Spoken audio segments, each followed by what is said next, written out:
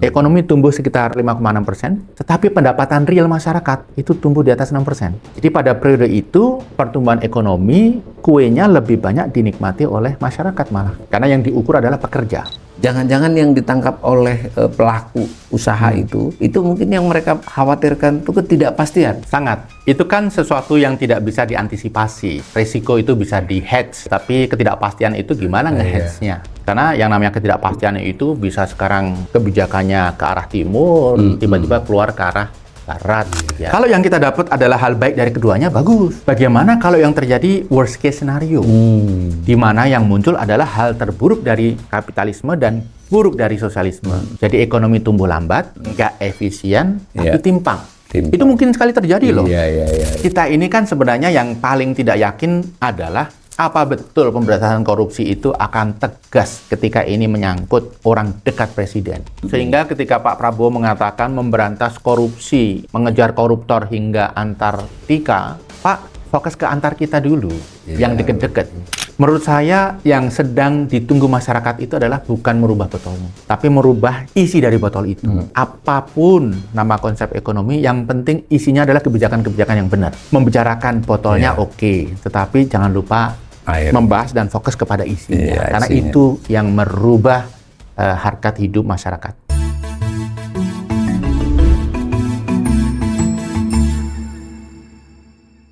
Salam cerdas. Komunitas pembelajar yang saya hormati, berjumpa kembali dengan saya di kanal Awali Rizki dalam sesi Ngobrol Ekonomi.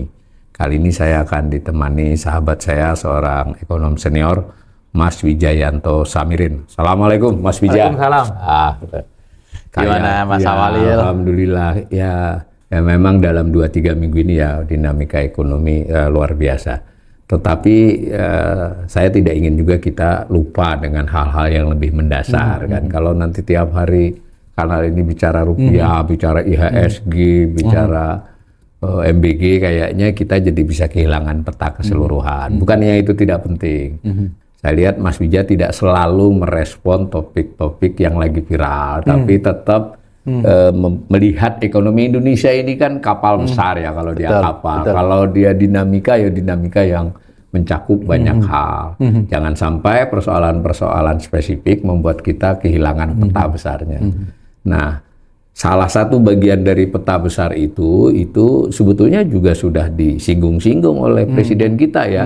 Presiden ini sejak dilantik sampai pidato-pidato belakangan ini sebetulnya menekankan ya bahwa dia tuh pengen ini bahwa yang sejahtera itu seluruh rakyat Indonesia, kan udah jelas itu.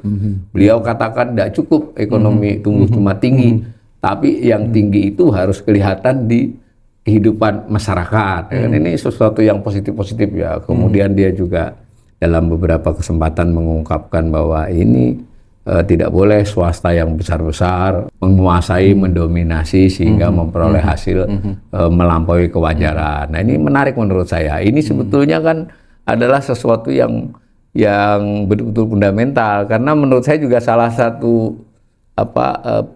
degradasi diskon dari definisi fundamental itu seolah-olah hanya pertumbuhan ekonomi. Padahal ada aspek ketimpangan, pemerataan. Mengapa ketimpangan pemerataan itu penting? Karena dia bisa menjamin pertumbuhan yang sustain di masa mendatang. Dan yang namanya orang nyaman, semua merasa tumbuh. Tumbuhnya beda-beda, tapi saya tumbuh gitu kan. Nggak apa-apa orang kaya sekali, tapi yang bawah, apalagi tengah. Ini tengah ini kan lebih cerewet nih ya. Yang tengah ini, karena mereka yang 25 sampai 100 juta ini kan kelompok tengah ini ya punya kemampuan untuk bersuara lebih banyak. Intinya ketimpangan juga nanti terkait dengan kohesivitas sosial, ya modal sosial kita. Nah, saya memperoleh dari Mas Wija paparan beliau di satu acara ya, saya sangat tertarik untuk menggali itu. Tapi kita mulai dengan hal yang ya mungkin lebih umum dulu untuk sebagai bagian literasi. Bagaimana sih Mas Wija melihat persoalan ketimpangan ekonomi itu? Ya, ini sebenarnya merupakan parameter yang sangat penting terkait dengan kualitas pertumbuhan. Kalau kita berbicara nominal pertumbuhan saja, ya barangkali tantangannya lebih sedikit. Bisa saja kita geber sektor-sektor sumber daya alam, itu pasti dampak ke pertumbuhannya luar biasa. Tetapi apakah impact kepada masyarakat kebanyakan itu terasa? Makanya kan ya sekarang ini yang sering kali muncul adalah ekonomi tumbuh 5,61%, tapi kok pekerjaan sulit, biaya hidup makin mahal. Itu adalah narasi yang kita dengar langsung dari masyarakat yang sebenarnya menggambarkan semakin memburuknya ketimpangan. Kenapa tumbuh, tapi sebagian merasakan hidup susah. Berarti ada kelompok tertentu yang merasa, wah hidup lebih mudah, lebih profit dan lain sebagainya. Kelompok tertentu itu bisa jadi korporasi, bisa jadi investor asing. Jadi kalau di GDP, itu kan apa yang mereka produk, itu kan sebenarnya dicatat sebagai bagian dari GDP. Asal diproduksi di Indonesia ya, di dalam negeri ya. Tapi kalau Mas lihat balance of payment, itu kan kemudian pembayaran dividen, primary income-nya, pembayaran bunga, itu kan tinggi sekali. Berarti produksi sebagian dilakukan oleh faktor produksi asing ya. Betul. Nah, ini yang menurut saya harus kita cermati. Karena datanya menarik, Mas. Kita pakai data CEIC ya. Data itu menunjukkan bahwa dari tahun 2009 sampai tahun 2016, kualitas pertumbuhannya lebih sehat. Ekonomi tumbuh sekitar 5,6%, tetapi pendapatan real masyarakat itu tumbuh di atas 6%. Jadi pada periode itu, pertumbuhan ekonomi, kuenya lebih banyak dinikmati oleh masyarakat malah. Masyarakat luas. Masyarakat luas. Karena yang diukur adalah pekerja. Kenapa bisa begitu? Karena masa itu sektor manufaktur itu masih menggeliat. Kemudian trading, industri masih menggeliat. Warung-warung, UMKM menggeliat. Nah, tetapi situasi sekarang agak berbeda. Data juga menunjukkan begitu. Dari 2017 hingga 2025, datanya berkebalikan. Ekonomi tumbuh 5,1%, tapi pendapatan real masyarakat, khususnya pekerja, itu hanya tumbuh 2%. Jadi ada gap yang luar biasa. Terbalik kondisinya. Ya, bahkan kalau kita menggunakan data Sarkernas, pada periode itu, pendapatan real justru tumbuh negatif. Real itu dibandingkan dengan inflasi dong berarti. Ini real yang datanya si EIC ya, itu masih tumbuh 2%. Tapi kalau data Sarkernas, itu tumbuh negatif. Karena Sarkernas membandingkan upah nominal dengan inflasi ya. Jadi ini menggambarkan bahwa banyak masyarakat tidak menikmati kue pembangunan. Ini ada masalah di struktur ekonomi kita. Saya rasa ini yang membuat Pak Prabowo kemudian mendorong konsep ekonomi baru. Idenya bagus, tetapi kan tantangannya adalah di implementasinya. Tidak hanya itu, Mas. Data yang sama itu juga mengindikasikan, Mas.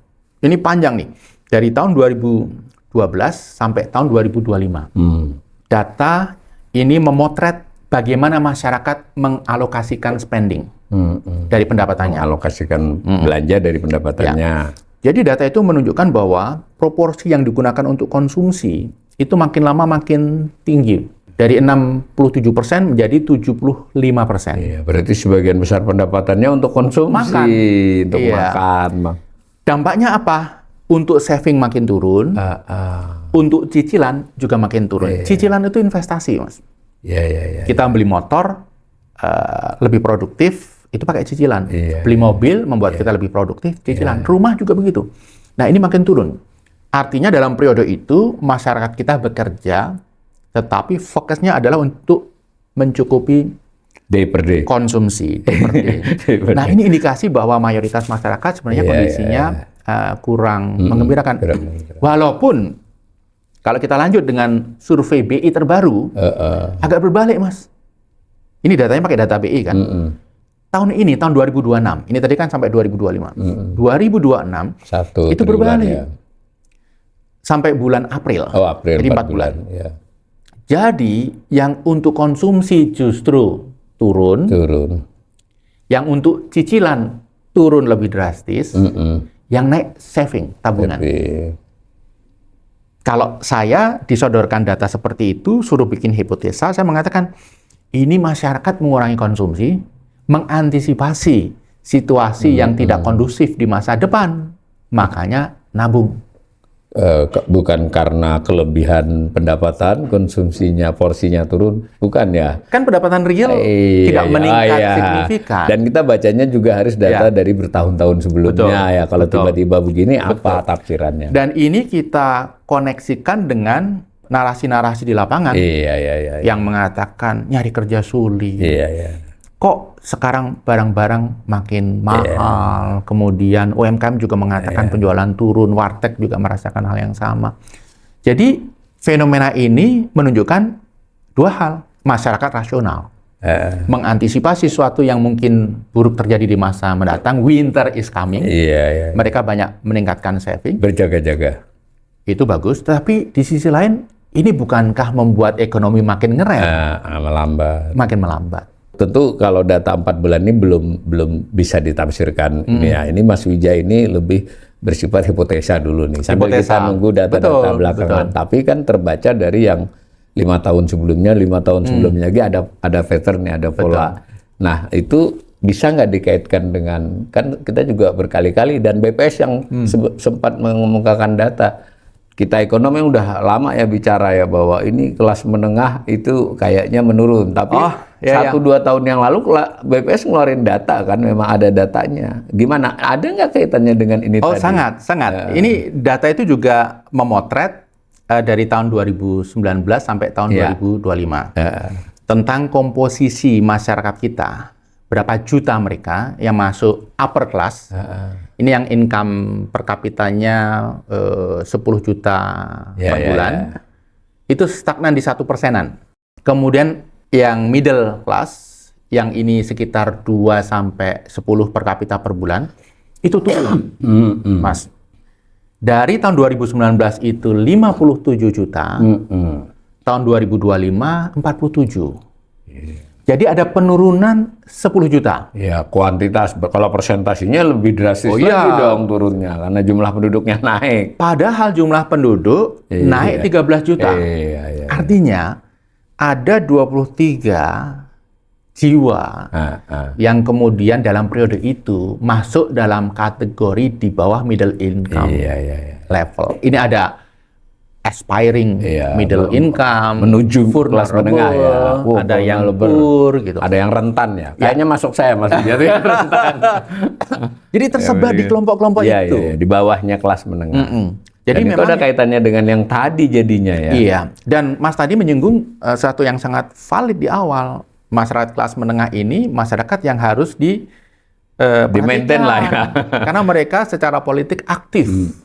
Mereka well educated, mereka bisa membangun narasi, mereka punya akses ke sosial media, mereka membentuk opini, dan biasanya mereka di keluarganya juga dia didengar itu biasanya oleh keluarga yang lebih bawah. Ya, jadi kelompok ini memang harus mendapatkan perhatian. Dan sebenarnya gini Mas, kelompok menengah ini adalah kelompok pembayar pajak.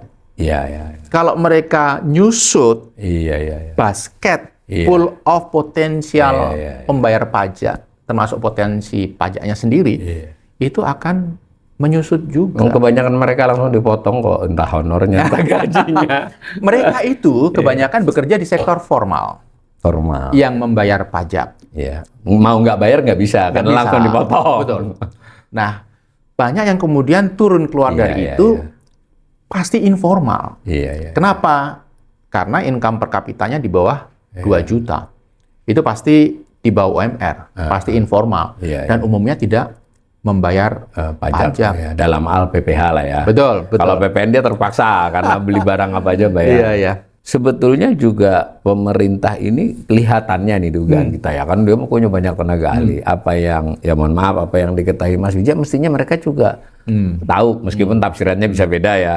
Nah, apakah kebijakan-kebijakan yang misalnya seperti di dalam hal pajak itu Kortek itu memperbaiki kondisi ini, atau malah kan sederhananya Mas Wijaya tadi ingin memberikan gambaran bahwa susah untuk tidak mengatakan ketimpangan meningkat kan gitu. Mau masalahnya peningkatan ketimpangannya perlahan ya mungkin 12 tahun, 15 tahun.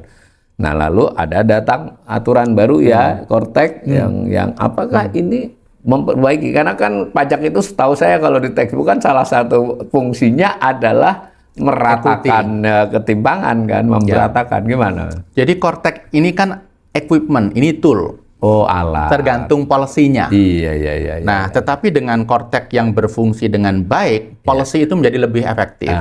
Memang diakui atau tidak, Cortex ini membuat manipulasi pajak sulit karena terpantau end to end.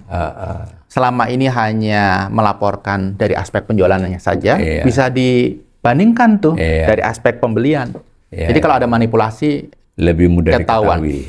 Sehingga begini Mas, ini saya melihat juga shadow ekonomi di Indonesia, underground ekonomi, ekonomi yang tidak tercapture dalam GDP, perhitungan GDP itu kan tinggi di Indonesia. Nomor 2 setelah India, 23,8% PDB, perkiraannya. Baik informal maupun ilegal. Ya. Ini yang tidak tercapture dalam GDP. Ini datanya EY Global. Dia bikin list seluruh dunia. Yang paling tinggi 26% itu India, Indonesia 23,8%. Itu beberapa tahun yang lalu ya. Ini tahun 2025. Oh, 2025, belum lama. Saya melihat jangan-jangan karena ada Cortex yang underground economy, yang shadow ekonomi, tiba-tiba mau tidak mau tercapture. Ya, minimal sebagiannya. Iya, menjadi official economy. Jadi dari shadow menjadi official economy. Yang ini tercapture dalam perhitungan pertumbuhan GDP. Iya. Nah, kita mencoba positive thinking lah. Jangan-jangan pertumbuhan ekonomi yang 5,61% di kuartal 1 ada kontribusi ini. Ya, ada kontribusi dari sesuatu yang tadinya tidak tercatat, tidak dihitung, menjadi tercatat dalam perhitungan GDP. Makanya loh, 5,61% kok keadaannya kurang mendukung. Lapangan kerja sulit. Pengumuman PHK terus-menerus terjadi. Jangan-jangan itu salah satu faktornya. Tapi kembali ke pertanyaan Mas Awalil, ya Cortex bagus. Ini membuat kebijakan pajak lebih efektif. Apakah kebijakan pajak itu mendorong equity? Tergantung kebijakan pajaknya seperti apa. Karena Cortex ini tool aja ya. Tool aja. Kebijakan pajaknya tetap harus dengan regulasinya apa kan gitu. Ini hanya senapan. Tergantung the man behind the gun. Menggunakan senapan itu untuk apa? Banyak bagusnya lah kalau itu bisa dioptimalkan. Cuma kan saya boleh katakan begini, dalam banyak hal terutama di era Presiden Prabowo ini niatnya, tujuan besarnya bagus, kemudian ketika turun pada desain kebijakan sudah berkurang bagusnya, itu lebih buruk lagi ketika dia dalam implementasi. Nah, saya kok dan itu kalau implementasi itu kan terkait timing juga nih. Ini orang pada nggak bayar pajaknya kurang nih, orang bawah misalnya ya. Tapi ketika timingnya itu dimulai ketika mereka sedang susah, itu kan mungkin keuntungan dengan kerugiannya lebih banyak kerugiannya. Gimana? Kalau saya menilai, ini kan berarti Cortex-nya tool-nya oke. Tapi kebijakan-kebijakan detail dari perpajakan itu harus benar-benar mengingat bahwa salah satu fungsinya adalah sesuai topik kita ya, untuk mengurangi ketimpangan. Benar nggak begitu? Ya. Kalau saya melihat ya, kita mulai dari ide besarnya. Ini kan memang ada swing gitu ya, pendulum konsep ekonomi. Dari Bung Karno itu dulu state lead ekonomi dengan nafas sosialisme, kemudian Pak Harto agak ke tengah, development state mengatur, tapi yang menjalankan kebanyakan swasta. Kemudian reformasi, kita masuk era pragmatisme, kita nggak punya konsep jelas, tapi apapun yang kita lihat mungkin dilakukan. Nah, Pak Prabowo ini mendorong kembali ke state capitalism, di mana negara dominan. Kita lihat saja program-program unggulan dari MBG, kemudian KDMP, Danantara, yang terbaru, negara semua. Danantara, sumber daya Indonesia, dan lain sebagainya. Ini kan menunjukkan state itu sangat dominan. Nah, saya rasa situasi ekonomi yang sulit, ketimpangan ini yang men-trigger pemerintah, khususnya Pak Prabowo, ingin melakukan pergeseran pendulum konsep ekonomi. Tapi begini juga, menggeser pendulum pada saat kondisi ekonomi sulit, itu kan timing istilah saya, harus hati-hati, harus pas. Karena bisa jadi justru memperburuk situasi. Apalagi begini Mas, kita potret aja dengan 3 kamera. Kamera kualitas kebijakan, policy artinya proses teknokrasi, kamera efektivitas birokrasi, artinya meritokrasi dalam birokrasi, kemudian masalah tingkat korupsi, artinya transparansi. Kita potret saja dari program-program unggulan itu. Karena kalau program unggulan itu kan mestinya semua effort dilakukan di situ. Orang terbaik, kebijakan terbaik, pengawasan terbaik di situ. MBG misalnya, teknokrasinya dari sisi policy tidak memuaskan. Dari sisi birokrasi efektivitinya tidak memuaskan. Meritokrasinya rasanya nggak jalan. Pemberantasan korupsi baru saja 3 pimpinan tertinggi itu menjadi tersangka kasus korupsi. Jadi kalau kita memotret MBG dari sisi teknokrasi ada kekurangan, dari sisi birokrasi ada kekurangan. Buktinya yang memimpin tidak punya pengalaman di bidang itu. Kemudian yang terakhir korupsi. Minggu yang lalu masih menduga-duga, tapi sekarang terbuka. Nah, bagaimana dengan KDMP? Bagaimana dengan Danantara? Bagaimana dengan ide baru Danantara Sumber Daya Indonesia? Bagaimana dengan sekolah rakyat?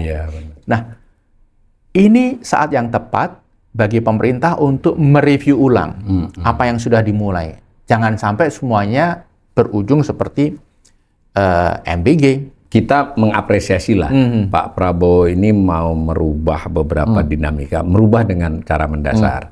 Sejauh yang kita tangkap dari narasi yang beliau katakan, penjelasannya, itu seolah-olah menilai ini bahwa sekian belas tahun, sekian puluh tahun terakhir ini, ya swasta lah yang mendrive ekonomi, kan begitu. Dia melihat kelemahan-kelemahannya. Salah satu kelemahannya ya ketimpangan kan, yang paling kelihatan. Maka dicoba digeser secara mendasar di mana state driven, kan kurang lebih begitu.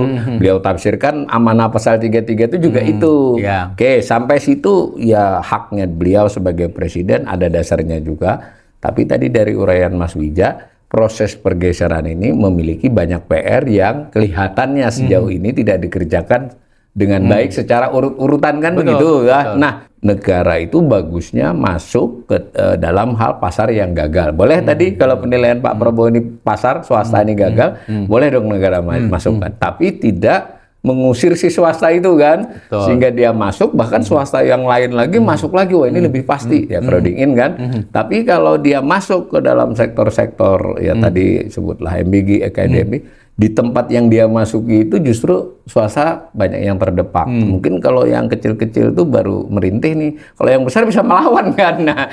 Nah, maksud saya kan ada potensi juga kalau perubahan ini begitu radikal dalam timing yang kurang tepat tanpa persiapan, kan sangat mungkin capital outflow. Gimana, Mas? Ya, itu yang kita khawatirkan. Kembali melanjutkan apa yang Mas sampaikan di awal tadi.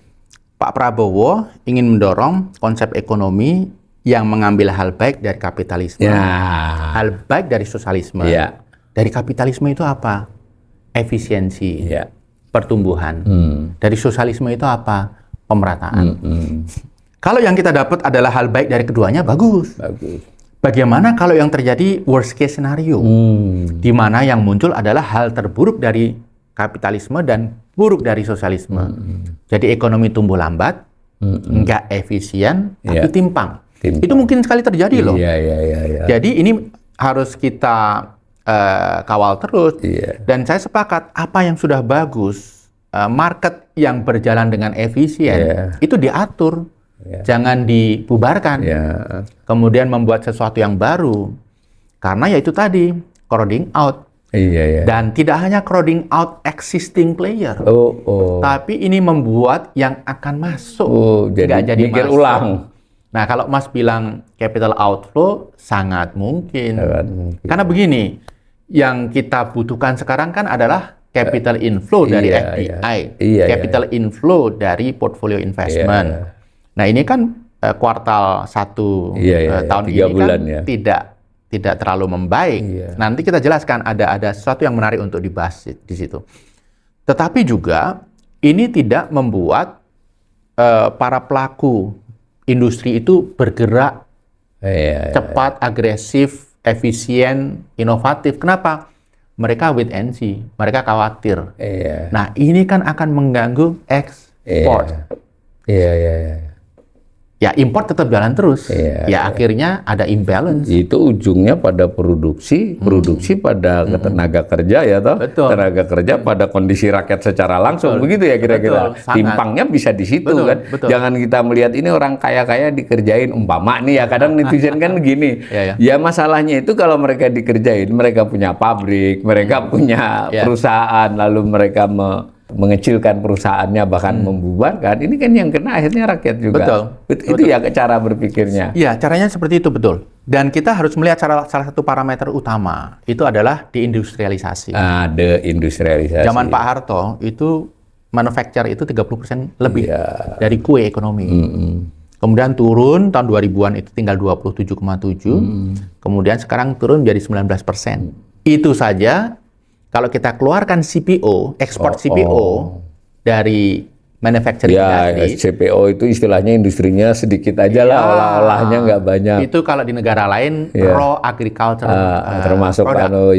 Masuk agriculture, masuk primer ya. primer. Nah, ini kalau kita keluarkan itu hanya 16%. Jadi kita menunjukkan bahwa industri manufacture itu proporsinya makin mengecil sehingga pekerjaan berkualitas, supply-nya juga terbatas. Makanya ini tadi kita hubungkan dengan tadi Kelas menengah tadi. turun, real income. Ya ini mohon maaf, misalnya orang-orang bahkan yang berijazah S2, jadi mohon maaf pekerja apa aja boleh ya, terpaksa harus jadi ojol. S2 padahal kan begitu gampangannya kan. Itu kan sebenarnya idenya adalah fallback. Iya. Untuk menahan supaya nggak jatuh Iya. dari ketinggian dan sakit. Fallback sementara.